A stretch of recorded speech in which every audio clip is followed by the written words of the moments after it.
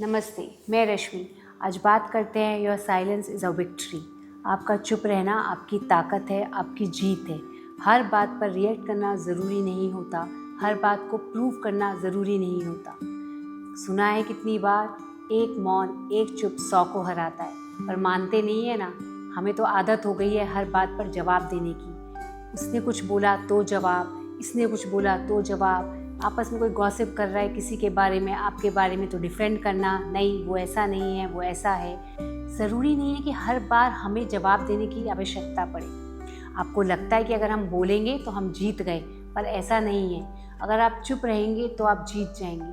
अब चुप रहने का मतलब मैं ये नहीं कहती कि कोई गलत हो रहा है तो उसको चुपचाप देखते रहिए, आवाज़ ना उठाए। जो गलत है तो आप हमेशा उस पर आवाज़ उठाइए। पर जो नॉर्मल डेली रूटीन में हमारे साथ होता है, जब हम रिएक्ट करते हैं, जब हम जवाब देते हैं, क्या वो ज़रूरी है?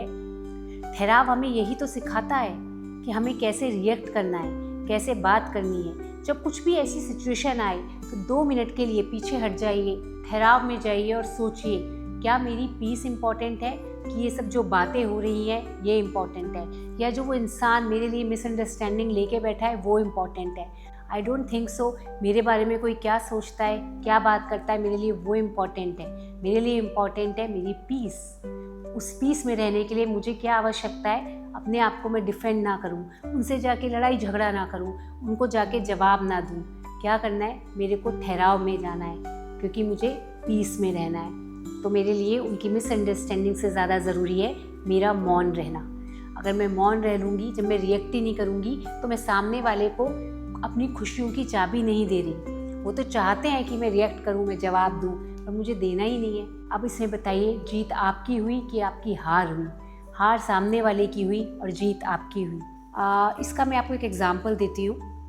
पहले, आज से कुछ साल पहले, मेरे को हर चीज़ पे रिएक्ट करना था। मैं बहुत जल्दी रिएक्ट करती थी।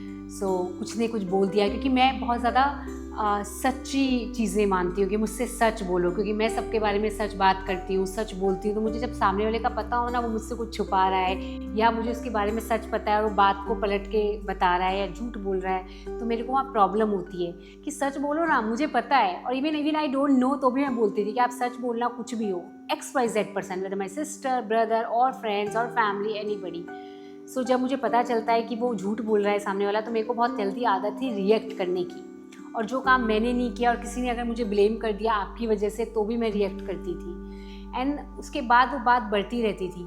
मैंने अब ये जाकर रियलाइज़ किया, क्या वो जब हमारे साथ ये सिचुएशन आती है तब हमें ये सोचना चाहिए कि ये बात में कितना दम है, क्या ये मेरे बात मेरे लिए बहुत मायने रखती है।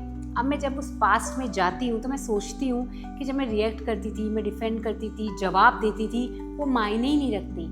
तो आज की डेट में जब कोई सिचुएशन ऐसी आती है तो मैं सबसे पहले ये सोचती हूँ, ये बात आज से 6 महीने बाद, 1 साल बाद मेरे लिए मायने रखती है? ये ज़रूरी है? नहीं। वो जो पहले वाली रश्मि थी ना, जो रिएक्ट करती थी, उसमें हमेशा मेरी हार होती थी। हार in the sense is not I was wrong. हार इसलिए होती थी क्योंकि उससे मेरा पूरा मेंटल स्टेट मेरा हिल जाता था, मेरी पीस चली जाती थी और मैं महीनों तक, हफ्तों तक प्रॉब्लम में, पेन में रहती थी।